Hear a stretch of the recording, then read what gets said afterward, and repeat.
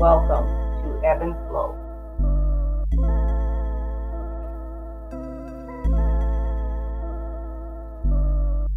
Ebb and Flow is a commentary broadcast so that we might change and grow, friends. If you're just tuning in with us, we have metaphysical discussion. You're welcome to the discussion so that we might change and grow. Once again, this is Tracie'e Dee. I'm your host of the Ebb and Flow Show, and we've been talking about the laws that govern our world. And these laws are known as the laws of nature, laws of the universe, keys of the kingdom, and still others know them as the divine intelligent design. But it's important that you know of these laws and that they're at work and are affecting our lives, whether we know it or not, whether we want them to or not, or whether we choose to align ourselves with them or not. In this segment, we'll be discussing the law of attraction through our use of words. So let's begin. Take a deep breath, friends. Clear your mind. Inhale and exhale. Once again, we're concentrating on our breath as we inhale and exhale. Try to think of nothing else as you inhale, and let all thoughts dissipate as you exhale. As I've said before, we are born with a marvelous ability to live life full of harmony, balance, and fulfillment. But only an estimated 98% of Earth's population operate in their day-to-day lives, not experiencing true harmony, true balance, or true fulfillment. I received a call last week from a listener and friends who said that they heard the broadcast on the power of words and they could really benefit from hearing it again this week. So one person said they wanted to hear it again because they were thinking of revamping the words of their employee evaluations that was recently adapted in the workplace. And I assured them that I would re-air this segment on the law of attraction through the power of words and revisit some of the highlights of the power of words during today's broadcast. I'll begin by saying that we generally don't see the initial negative results of our words. We don't see the initial negative results of our tone or the language that we choose to manifest. We don't see it immediately in a physical way. So it can become a challenge to be mindful of the words that we speak and their consequences. As a matter of fact, every word you speak, you will give account for. As a matter of fact, I know it's a challenge for me from one day to another to become the gatekeeper of every word that I speak and its intent. Our words are for the most part determined by our predominant thoughts and beliefs, or the law of cause and effect. And you have to be aware of that. This universal law states that nothing happens by chance or outside of the universal laws, and every action has a reaction and a consequence. In essence, we reap what we sow. Our words are, in essence, a form of projected energy or vibrational wave frequencies which activate the law of attraction. And the law of attraction demonstrates how we create the things and the events and the people that come into our lives. Our thoughts, feelings, words, and actions produce energies which in turn attract like energies. Negative energies attract negative energies. Positive energies attract positive energies. And when we speak our words attract to itself energies of that same familiar vibrational frequency.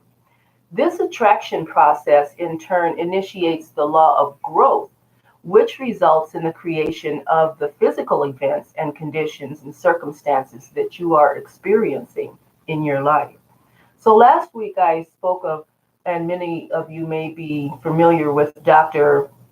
Masaru Emoto's water experiments, where he exposed water to different words and music and names and prayers and blessings, and then photographed the way the water crystallized when it froze. He then replicated this experience this experiment using rice, labeling the outside of the rice jars such as thank you, and another rice jar such as words like idiot, stupid. And he recorded the end results and shared them with the world. I've always been curious of what would happen if I conducted my own experience, but I don't have to conduct my own experiment because all I have to do is look into the eyes of those around me. They have been hurt or healed by the mere effect of words that were spoken as they contain the intent of others. The words we speak, friends, have powerful effect on everything around us, whether it's rice or human beings. My favorite science is quantum physics or metaphysics, and it describes the vibrations and energy of the world in which we live. Vibrations are energy. Positive moods vibrate with higher energy, while negative moods have lower vibrations, friends. And our words have a profound effect on others as well as themselves. If you're just tuning in with us, you're listening to Ebb and Flow, and this is Tracie'e Dee. I will continue my discussion on the law of attraction through the use of our words, our powerful, powerful words. And we left off saying that the words we speak have powerful effect on everything around us. Positive words with good intention behind them nurture and encourage growth. Negative words with negative, they literally rot and destroy. We talked about rotting the rice in the experiment of Emoto. An example of this is knowing someone who, when they enter the room, they seem to light up the room. Or on the other hand, someone who has the ability to suck the very air out of a festive atmosphere just by their presence alone. They don't even have to say anything. This is because it's not just what we say that matters, friends. It's how we think. We must control the vibrations of our mindset. We must control our thoughts. We can't allow our thoughts to run roughshod over our minds and just take over like weeds in a garden. Our lives are the result of our most common thoughts, and we're examples of our negative and positive, how it extends far past just our practical matters like the use of our cell phones or the igniting of our car, the lighting of our homes, or the cooking of our foods. Energy extends far past us and our physical reality. Energy, you have at least 6 feet circumference around you of your energy pouring into of others, affecting others' lives. Either they come to you because they see a light, or they come to you because there's like attracts like energies. So look around you. The people that are surrounded or called to you, are they people who have negative energies? If so, then that's what you're attracting. If they have positive energies, if so, that's what you're attracting. So we are able, friends, to shift our energies because there's a continuum. To every light, there's a dark. To every high, there's a low. To every negative, there's a positive. So when you see yourself at a negative standpoint or mindset, you now know what you are wanting. See, negative emotion gives you an inkling or a knowledge to gauge yourself like a thermometer. This is what I don't want. So what is it that I do want? So focus on what you do want, and then watch your negative emotions begin to change. Once you have a thought that produces your joy and happiness, your energy and your neural system responds and aligns with your spirit on a higher aspect of yourself. Experiences of joy from the past and present begin to flood toward and adding to your joy and experience of that moment. And it's the same thing with anger and sadness. A little sadness can bring forth a flood of sadness, especially from the past. especially when you look at yourself and you don't like what you see. So whether we produce thoughts that make us feel good, say words that make us feel good, or produce thoughts and say words that make us feel bad, we are attracting similar energies to ourselves. And if you habitually complain, criticize, and find the negative in others and in most things, then you're, in essence, quote unquote, rotting the rice. Change your thoughts, and you will change your world. One of the mentors that I have, his name is Dr. Robert Anthony. I'll tell you a quote from him. And this is in the book of Beyond Positive Thinking. What he says is, your word is your law in your universe. Remember, we create our realities.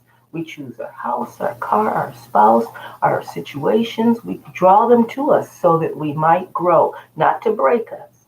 But you need to know the laws. You need to know the rules of where you're operating. Every kingdom has rules that you must operate by. And the sad thing is, most people, like I said, 98%, don't even know that the laws even exist. The laws are impersonal, just like sunshine. If you're standing in the sun and you receive the warmth and healing benefits of the sun's rays, then you are good. You're happy. But if you're standing in the shade, it seems like the sun isn't shining on you. But who moved you into the shade? There, I'll leave you with a South African poem on words, and this is by Robert Gresek.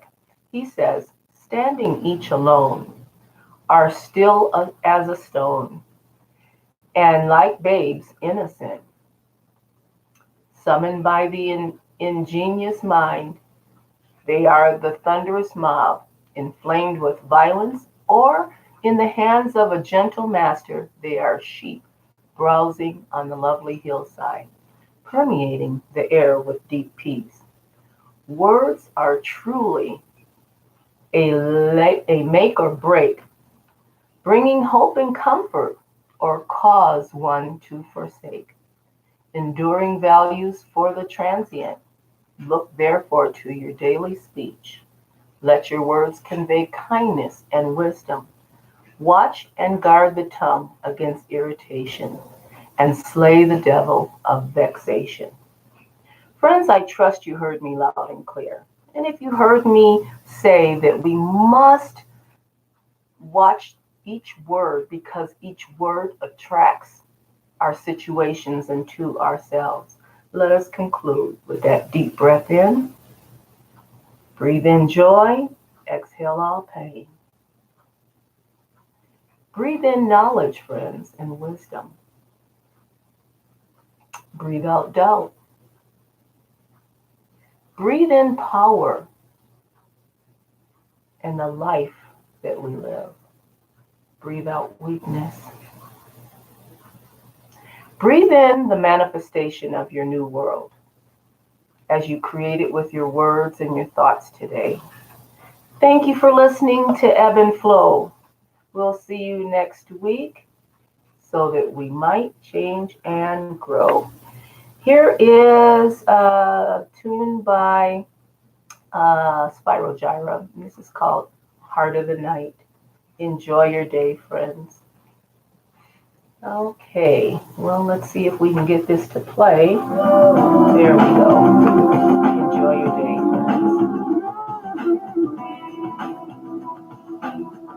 friends.